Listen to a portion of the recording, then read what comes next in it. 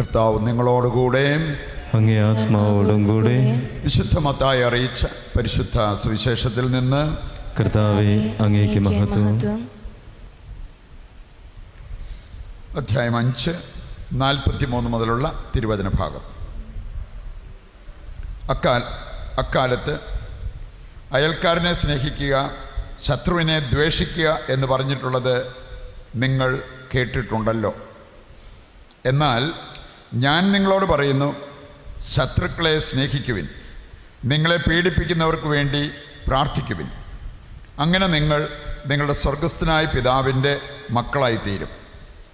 അവിടുന്ന് ശിഷ്ടരുടെയും ദുഷ്ടരുടെയും മേൽ സൂര്യനെ ഉദിപ്പിക്കുകയും നീതിമാന്മാരുടെയും നീതിരഹിതരുടെയും മേൽ മഴ പെയ്യുകയും ചെയ്യുന്നു. നിങ്ങളെ സ്നേഹിക്കുന്നവരെ നിങ്ങൾ സ്നേഹിച്ചാൽ നിങ്ങൾക്ക് എന്ത് പ്രതിഫലമാണ് ലഭിക്കുക? ചുങ്കക്കാർ പോലും അത് തന്നെ ചെയ്യുന്നില്ലേ? സഹോദരങ്ങളെ മാത്രമേ നിങ്ങൾ അഭിവാദനം ചെയ്യുന്നുള്ളൂവെങ്കിൽ വിശേഷവിധിയായി എന്താണ് നിങ്ങൾ ചെയ്യുന്നത്? വിജാതീയരും അത് തന്നെ ചെയ്യുന്നില്ലേ? അതുകൊണ്ട് നിങ്ങളുടെ സ്വർഗസ്ഥനായ പിതാവ് പരിപൂർണനായിരിക്കുന്നത് പോലെ നിങ്ങളും പരിപൂർണരായിരിക്കുവിൻ. കർത്താവിൻ്റെ സുവിശേഷം. ക്രിസ്തുവേ, അങ്ങേക്ക് സ്തുതി.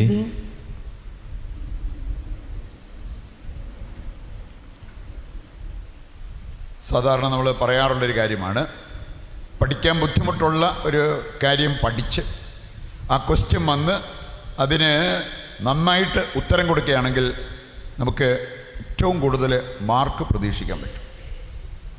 എന്ന് പറഞ്ഞ പോലെ നമ്മുടെ ക്രിസ്തീയ ജീവിതത്തിന് ഏറ്റവും കൂടുതൽ തെളിച്ചമുണ്ടാകാൻ, ദൈവത്തിൽ നിന്നും ഏറ്റവും കൂടുതൽ അനുഗ്രഹം ലഭിക്കാൻ നാം എന്ത് ചെയ്യണം എന്നുള്ളത് കർത്താവ് ഇന്നത്തെ വായനകളിൽ നമ്മളെ ഓർമ്മിപ്പിക്കും. സുവിശേഷ ഭാഗം അവസാനിച്ചത് എന്ത് പറഞ്ഞാണ് നമുക്കറിയാം. സ്വർഗസ്ഥനായ പിതാവ് പരിപൂർണനായിരിക്കുന്നത് പോലെ നിങ്ങളും പരിപൂർണരാകണം. ഇത് അച്ഛന്മാർക്കും സിസ്റ്റേഴ്സിനും മാത്രമുള്ള സന്ദേശമല്ലെന്ന് സാധാരണക്കായി നിങ്ങൾക്കും മനസ്സിലാക്കാവുന്ന കാര്യമാണ്. ക്രിസ്ത്യാനികൾക്ക് കർത്താവ് നൽകിയിരിക്കുന്ന ഒരു സന്ദേശം, സ്വർഗത്തിലെ പിതാവ് പരിപൂർണനായിരിക്കുന്നത് പോലെ നിങ്ങൾ പരിപൂർണരാകണം. ആകാൻ പറ്റുമോ ഇല്ലയോ എന്നതിനേക്കാൾ നമ്മൾ ശ്രദ്ധിക്കേണ്ട ഒരു കാര്യം, ഇതെനിക്ക് ലഭിച്ചിരിക്കുന്ന ഒരു വിളിയാണ്, അതുകൊണ്ട് ഞാനിത് ആഗ്രഹിക്കണം, അതിനായിട്ട് അധ്വാനിക്കണം എന്നുള്ള ആ ഒരു ചിന്തയെങ്കിലും എല്ലാ ക്രിസ്ത്യാനികളുടെയും മനസ്സിൽ വരേണ്ട ഒരു കാര്യമാണ്. ഇന്നത്തെ ആദ്യ വായനയിൽ നമ്മൾ കേട്ടു, നിയമാവർത്തനം 26 ഒരു ഭാഗമാണ് നമ്മൾ വായിച്ചു കേട്ടത്. അവിടെ പറഞ്ഞിരിക്കുന്നത്, നിങ്ങൾക്ക് വേണമെങ്കിൽ സൗകര്യപ്രകാരം, സൗകര്യമുണ്ടെങ്കിൽ ഞാൻ കുറച്ച് കാര്യങ്ങളൊക്കെ അനുസരിക്കും, എനിക്ക് എന്തെങ്കിലും അസൗകര്യം വന്നാൽ ഞാനതൊന്നും അനുസരിച്ചൊന്നും വരില്ല. സൗകര്യമുണ്ടെങ്കിൽ ഞാൻ പള്ളിയിൽ പോകും, സൗകര്യമുണ്ടെങ്കിൽ ഞാൻ കുമ്പസാരിക്കും. അങ്ങനെ എൻ്റെ സൗകര്യം നോക്കി ചെയ്യുന്നത് അതല്ല കർത്താവ് പഠിപ്പിച്ച്.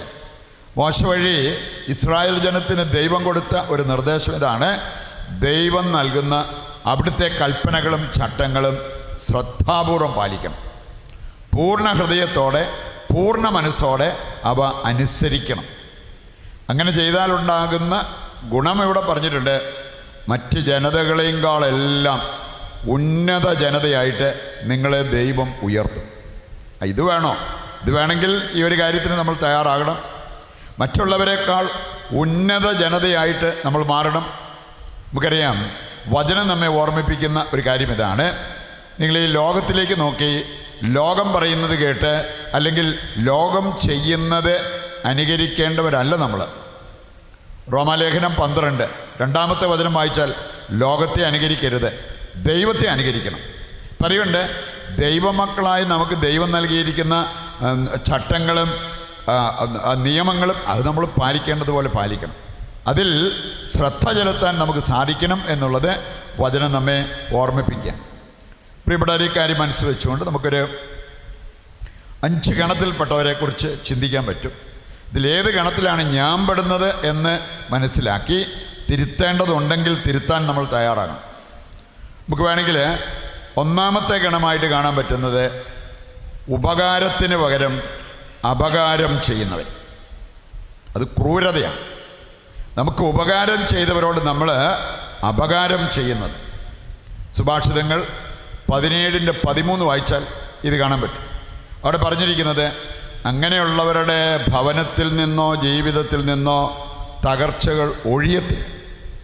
ഉപകാരത്തിന് പകരം അപകാരം ചെയ്യുന്നവരെ, ഞാൻ എന്നെ സഹായിച്ച, എന്നെ കരുതിയ, എന്നെ വളർത്തിയ എൻ്റെ മാതാപിതാക്കളായിരിക്കാം, എൻ്റെ കൂട്ടുകാരായിരിക്കാം, മറ്റാരെങ്കിലും ആകട്ടെ, അവരോട് അപകാരം ചെയ്യുന്നത് അതൊരിക്കലും ഈ നല്ലൊരു കാര്യമല്ല. ക്രിസ്ത്യാനിക്ക് അത് കണ്ണിച്ചോരയില്ലാത്ത ഒരു പരിപാടിയാണ്.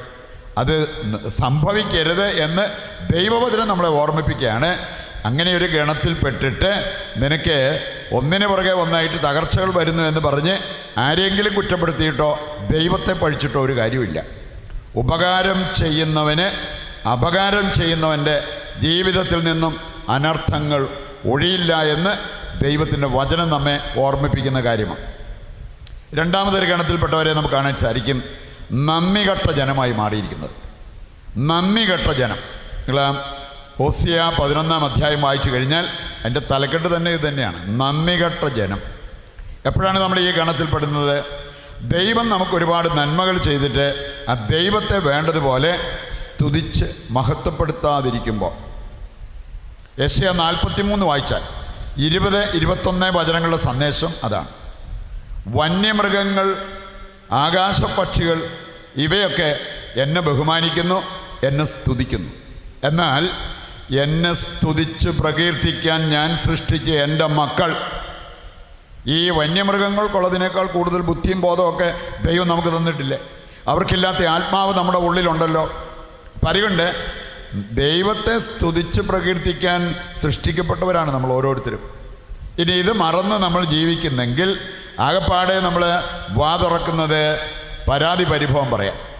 എനിക്ക് മറ്റുള്ളവരെ വെച്ച് നോക്കുമ്പോൾ എനിക്കത്രയും കിട്ടിയിട്ടില്ല, എനിക്കത്രയും സമ്പത്തില്ല എന്നും പറഞ്ഞ് ഈ പരാതി പരിഭവം മാത്രം പറയാനായിട്ട് നമ്മുടെ വാ തുറക്കുന്നെങ്കിൽ നന്ദികെട്ട ജനമാണ്.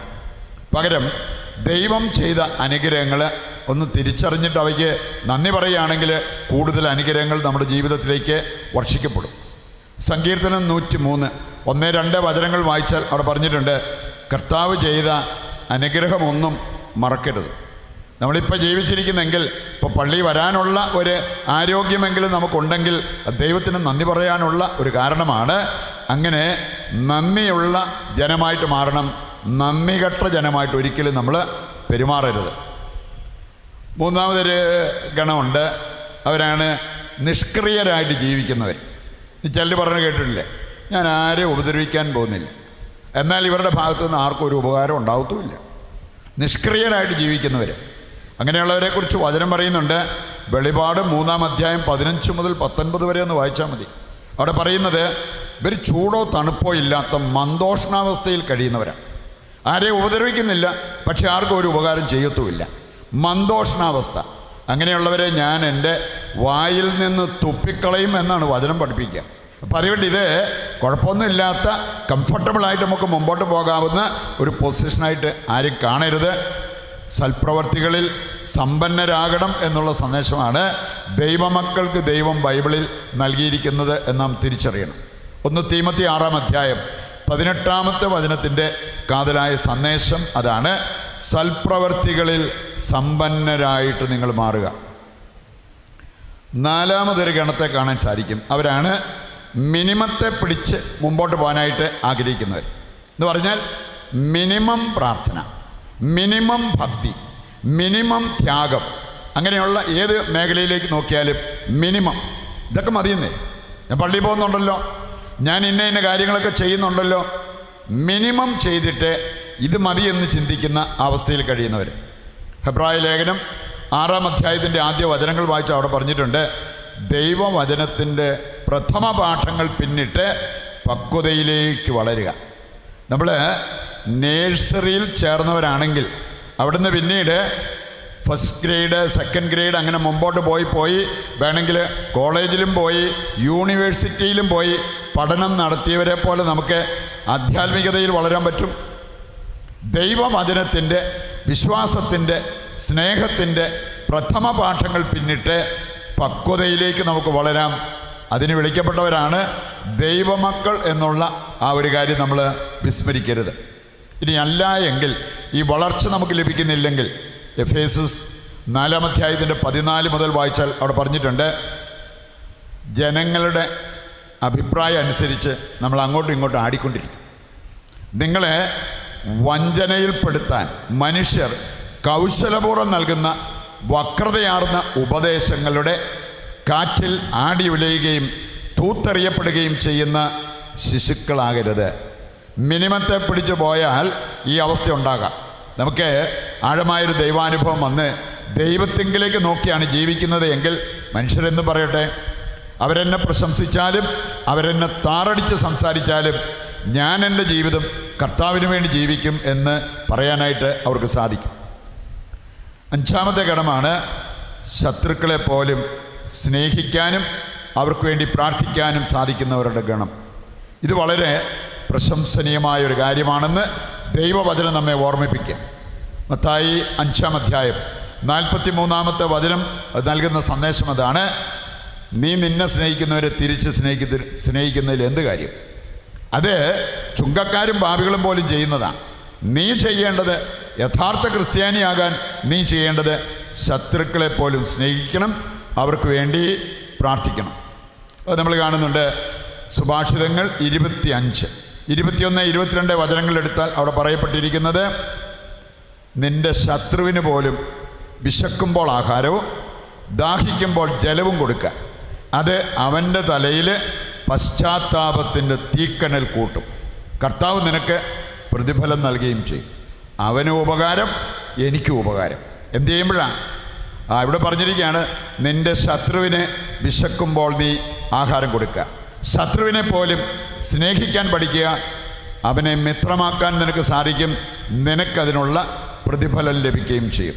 പ്രിയപ്പെട്ടവരെ, ഈ ഗണത്തിലേക്കാണ് നമ്മളൊക്കെ കടന്നു വരേണ്ടത്. അതിനാഗ്രഹിച്ചാണ് നമ്മളൊക്കെ അധ്വാനിക്കേണ്ടത്.